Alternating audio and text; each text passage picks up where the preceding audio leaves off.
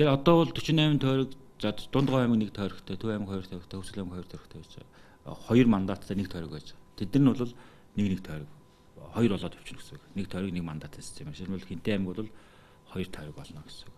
Тэд нар Хүн ам болон Сасраа нэгжийн харгалзал хуваачна.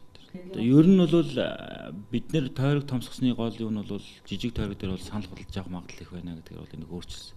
За энээс бас нэг сөрөг үр дагавар юу гарсан бэ гэхээр нэг намын одоо намаас нэр зэвсэж байгаа улсууд хоорондоо өрсөлдөх тийм одоо сөрөг үр дагавар гарсан. Тийм учраас улс төрийн намууд бол нэг намаас өрсөлдөж байгаа юм бол хоорондоо өрсөлдөхөргүй нэг мандат нэг тойрог бие систем нь хамгийн зөв зүйтэй юм аа гэж үзэж байгаа. Анх бол бас энэ томсгосон тойргийн системийг авахд бол бас гадны судлаач бид нар хэлжсэн л та наач юм бол муу хувилбараа ер нь яг Монголын нөхцөлд бол Хүн амын тоо зөө сонгогчдын тоо цөөн учраас та нар тойргоо жижигхээс их одоо санаа зовоод худалдах магадлал гэж бодоод байгаа боловч яг цаад утгаараа бол олон мандаттай тойрог бол бас сонгуулийн хамгийн тийм сайн хувилбар биш шүү гэж зөвлөж байсан л та. Тэрийг нь бол бид нар өнгөрсөн 2 удаагийн сонгуулиар бас харсан. Улс төрийн намуудаас нэг намаас нэр дэвшиж байгаа хоорондоо өрсөлдөх асуудал.